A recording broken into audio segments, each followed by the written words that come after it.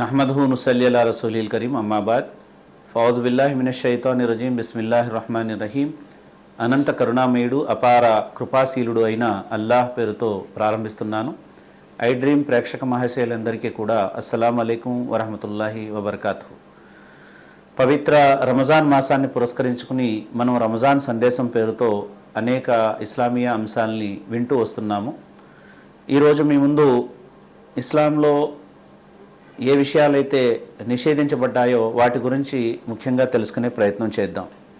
దివ్య ఖురాన్ గ్రంథంలో 5వ అధ్యాయంలో కొన్ని వాక్యాలు ఈ విధంగా ఉన్నాయి. విశ్వాసులారా, ఈ మద్యం, జూదం, దైవేతర పుణ్యస్థలాలు, పాచికలు ఇవన్నీ కూడా అపరిశుద్ధమైన శైతాన్ కార్యకలాపాలు. వీటికి మీరు దూరంగా మెలగండి, తద్వారా మీకు సాఫల్య భాగ్యం కలిగే అవకాశం ఉంది. మద్యం, జూదం ద్వారా మీ మధ్య శత్రుత్వాన్ని, వైషమ్యాన్ని నాటాలని, మిమ్మల్ని దైవనామ సంస్మరణ నుంచి, నమాజ్ నుంచి దూరం చేయాలని శైతాన్ కోరుకుంటున్నాడు. మీరైతే వీటికి దూరంగా ఉండండి అనే ఆదేశాన్ని సృష్టికర్త అయినటువంటి దైవం ఖురాన్ గ్రంథంలో ఆదేశించడం జరిగింది. ముఖ్యంగా పవిత్ర రంజాన్ మాసంలో ఈ వ్యసన పరులైన వాళ్ళు కూడా తమ వ్యసనాలను మానేసి వాళ్ళు ఉపవాసాలు పాటించడం మనం చూస్తూ ఉంటాం. అయితే ముఖ్యంగా వ్యసనం మానేసిన వాళ్ళు ఉపవాసాలు పాటించడం తర్వాత వ్యసనాలు వదిలేసి మళ్ళీ ఉపవాసాలు పూర్తయిన తర్వాత మళ్ళీ అదే వ్యసనాల్ని కొనసాగించడం కూడా మనం చూస్తూ ఉంటాం. ఉదాహరణకి మద్యం సేవించేవాళ్ళు లేదా ఇతరితర మత్తు పదార్థాలకు అలవాటు పడిన వాళ్ళు రంజాన్ నెలలో ఏం చేస్తారంటే వాటిని వదిలేయడానికి సంకల్పం చేసుకుని వదిలేస్తారు. కానీ నెల రోజులు పూర్తయిన తర్వాత మళ్ళీ వాటి వైపుకి వెళ్లకుండా ఉండాలి. అది ఉపవాసం యొక్క ప్రభావం పడినట్టు. కానీ మళ్ళీ వాటిని వాళ్ళు సేవిస్తూ, వాటిని పాటిస్తూ, వాటిని మళ్ళీ వాటికి అలవాటు పడుతూ ఉన్నారు అంటే ఉపవాసాలు ఏదో పుణ్యం కోసం చేసినట్టే తప్ప, యాంత్రికంగా చేసినట్టే తప్ప దాని యొక్క నిజమైన కాన్సెప్ట్ వాళ్ళు తెలుసుకోలేదని అర్థం. ఈ మాట నేను ఎందుకు చెప్తున్నానంటే ఈరోజు మనం ఒకసారి మన దేశ పరిస్థితులు, ప్రపంచ పరిస్థితులు చూస్తే అర్థమయ్యే విషయం ఏంటంటే, మన దేశంలో, ప్రపంచంలో యావత్తు కూడా ఐక్యరాజ్య సమితి యొక్క ఒక రిపోర్ట్ మన ముందుంది. 269 మిలియన్ల ప్రజలు మాదక ద్రవ్యాలకు బానిసలై ఉన్నారని, అదేవిధంగా సుమారు 35 మిలియన్ల మంది మాదక ద్రవ్యాలతో కూడినటువంటి, అంటే వాటిని సేవించడం ద్వారా కలిగేటువంటి రుగ్మతలకు వాళ్ళు బానిసలైపోయి ఉన్నారని, ఆ రుగ్మతలతో వాళ్ళు బాధపడుతున్నారని, 14.5 కోట్ల మంది ప్రజలు ఆల్కహాల్ లాంటి మత్తు పదార్థాలకు అలవాటు పడిపోయి ఉన్నారని, అలాగే 3.5 కోట్ల మంది డ్రగ్స్కు అలవాటు పడి ఉన్నారని, అలాగే రకరకాల మత్తు పదార్థాలు సూదుల ద్వారా ఎక్కించుకుని దగ్గర 8.5 లక్షల మంది దేశంలో ఎయిడ్స్ వ్యాధితో HIV సోకి బాధపడుతున్నటువంటి వాళ్ళు ఉన్నారని మనకు నివేదికలు తెలియజేస్తున్నాయి. అయితే ఇందులో ప్రధానంగా చూడాల్సిన మాట ఏమిటంటే, నార్కోటిక్స్ కంట్రోల్ బ్యూరో అని, అలాగే డైరెక్టర్ ఆఫ్ రెవెన్యూ ఇంటెలిజెన్స్ అని, కస్టమ్స్ అని, CBI అని, మన రాష్ట్రంలో అయితే, మన తెలుగు రాష్ట్రాల్లో అయితే CID, ఎక్సైజ్ డిపార్ట్మెంట్స్ అని, ఇవన్నీ కూడా ఈ మత్తు పదార్థాలను, మాదక ద్రవ్యాల నుంచి ప్రజల్ని రక్షించడం కోసం, ఎక్కడైతే ఇలాంటివి జరుగుతుంటాయో వాళ్ళని పట్టుకోవడం కోసం విపరీతమైన ప్రయత్నం చేస్తుంటాయి. ఇవన్నీ మనం చూస్తూ ఉంటాం. అయితే ముఖ్యంగా ఈ మత్తు పదార్థాలు ఏవైతే ఉన్నాయో వాటి నుంచి రక్షించబడాలన్నా, వ్యసనాల నుంచి మనిషి బయటపడాలన్నా దైవభీతి అనేటువంటిది, పరలోకపు జవాబుదారీతనం అనేటువంటిదే మనిషిని వీటి నుంచి రక్షిస్తుంది. అంతే తప్పించి ఎన్ని రకాలైనటువంటి బలమైనటువంటి ప్రయోగాలు జరిగినప్పుడు కూడా మనిషి వీటి నుంచి దూరంగా ఉండే అవకాశం లేదు. మహాప్రవక్త ముహమ్మద్ సల్లల్లాహు అలైహి వసల్లం వారి కాలంలో మద్యం నిషేధించబడింది. ఆ మద్యం నిషేధించబడిన సమయంలో కొంతమంది మద్యం సేవిస్తున్నారు, కానీ సృష్టికర్త అయిన దైవం వీటిని నిషేధించాడనే వార్త వాళ్ళకు తెలియగానే మద్యం తాగేవాళ్ళు ఆ తాగేటువంటి ఆ కుండల్ని గిరట వేశారు. అలాగే మద్యం పీపాల్లో నిండి ఉంటే ఆ పీపాలను తీసుకొచ్చి రోడ్డు మీద బయట బద్దలు కొట్టేశారు. ఆఖరికి కొంతమంది తాగేసి ఉన్నారు, వాళ్ళు దేవుడు నిషేధించిన దాన్ని నేను కడుపులో పెట్టుకోవడం ఏంటా అని చెప్పి 2 వేళ్ళు గొంతులో పెట్టి దాన్ని కక్కేశారు. ఈ విధంగా మద్య నిషేధం అప్పుడు జరిగింది. అది ఎంత చక్కగా జరిగిందంటే వ్యక్తుల్లో మార్పు వచ్చింది. ఆ మార్పు ద్వారా మద్య నిషేధం సాధ్యమైంది.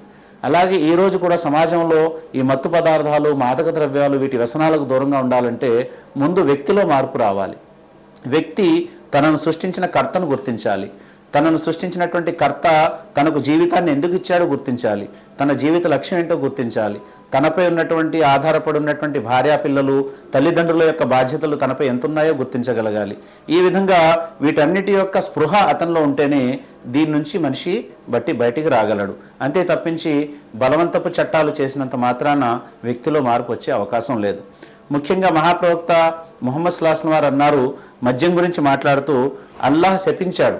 ఎవరిని శపించాడంటే సారాయి త్రాగేవాడిని, దాన్ని త్రాగించేవాడిని, దాన్ని అమ్మేవాడిని, కొనేవాడిని, తయారు చేసేవాడిని, మోసుకెళ్ళేవాడిని, అలాగే ఎవరి కొరకైతే మోసుకెళ్తున్నాడో వాడిని, తయారు చేయించేవాడిని, అందరినీ కూడా అల్లాహ్ శపించాడు అని మహాప్రవక్త సల్లల్లాహు అలైహి వసల్లం ప్రస్తావించారు.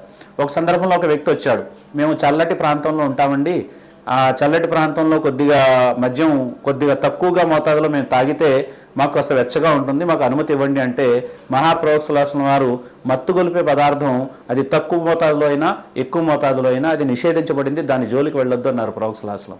అంటే ఎక్కువ మోతాదులో తాగితే మత్తు ఇచ్చేటువంటి పదార్థం తక్కువ మోతాదులో తాగినా అది నిషేధమే అని చాలా స్పష్టంగా ధర్మం చెప్తోంది. అలాగే మహాప్రవక్త సల్లల్లాహు అలైహి వసల్లం అన్నారు, మద్యం సేవించే వ్యక్తి ఒకవేళ అతను అనారోగ్యం పాలైతే అతన్ని పరామర్శించడానికి కూడా వెళ్ళొద్దు అని ఆదేశించారు. ఎందుకంటే అతనికి పనిష్మెంట్ ఇస్తేనే కానీ అతను దారికి రాడు అనేది ప్రధానమైన ఉద్దేశం. కనుక ఇక్కడ మనం వ్యసనాలు ఏవైతే ఉన్నాయో వ్యసనాలు ఎన్నో కుటుంబాల్ని కుంగదీస్తాయి.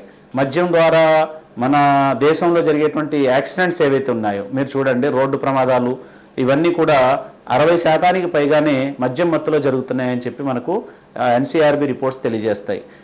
మహిళలపై జరిగే అకృత్యాలు కానివ్వండి, లేక హత్యలు, అఘాయిత్యాలు కానివ్వండి, లేక ఆత్మహత్యలు కూడా స్వయంగా చూస్తే మనం మద్యం మత్తులోనే ఇవన్నీ కూడా జరుగుతున్నాయి. నేరాలు ఘోరాలు కూడా ఎక్కువ శాతం మద్యం మత్తులోనే జరుగుతున్నాయి.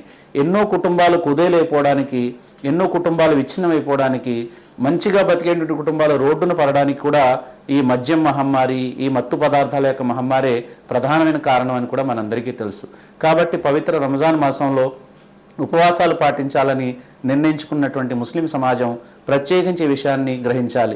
ఎవరైతే వ్యసనాలకు అలవాటు పడి ఉన్నారో, మద్యం లేక జూదం, లేదంటే వ్యభిచారం, లేక అశ్లీలమైనటువంటి కార్యాలు, లేదంటే గుట్కా, పాన్పరా, గంజాయి సేవించడం, ఇలాంటి రకరకాలైనటువంటి ఏవైతే వ్యసనాలు ఉన్నాయో ఈ వ్యసనాల నుంచి బయటపడడానికి దైవం ముందు నిర్ణయించుకుని ఇప్పటివరకు జరిగిన దానికి మనం తౌబా చేసి మన జీవితాన్ని సంస్కరించుకునే ప్రయత్నం చేయాలి.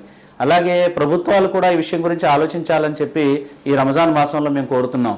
ఎందుకంటే ఎన్నో కుటుంబాలు మేము చూసాం, ఆ కుటుంబాల్లో తండ్రి వ్యసనపరుడై ఉంటాడు, తాగుబోతై ఉంటాడు, ఆ తల్లి సంపాదించినటువంటి సంపద కూడా వాడే లాక్కుని వెళ్ళి తాగి వచ్చేస్తూ ఉంటాడు, భార్యపై జులుం చేస్తూ ఉంటాడు, పిల్లలకు సరైనటువంటి చదువు విద్యాబుద్ధులు నేర్పించే పరిస్థితి ఉండదు, ఆ ఇల్లు రోజు రోజుకి అప్పుల పాలవుతుంది, చివరికి ఆ ఇల్లు కుదేలైపోతుంది.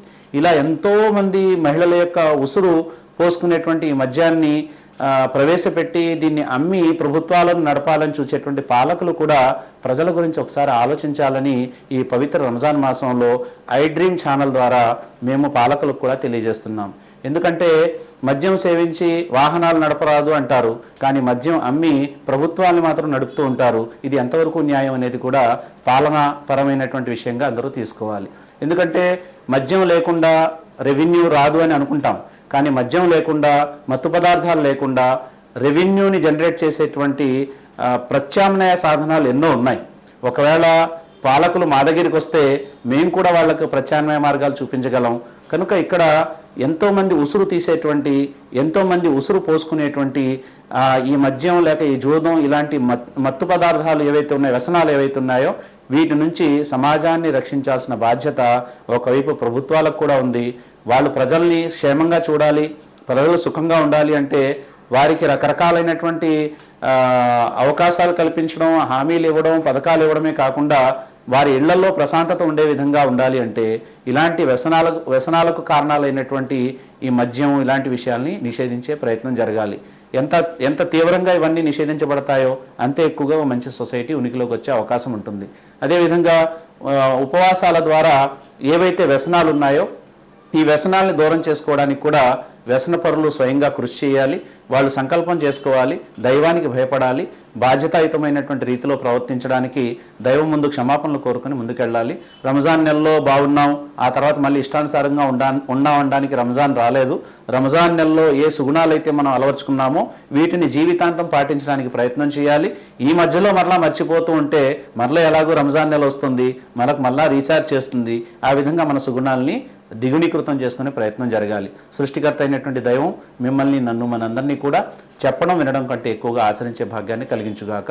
వాఖిరు దావానా అన్ అల్హమ్దులిల్లాహి రబ్బిల్ ఆలమీన్. వస్సలాం.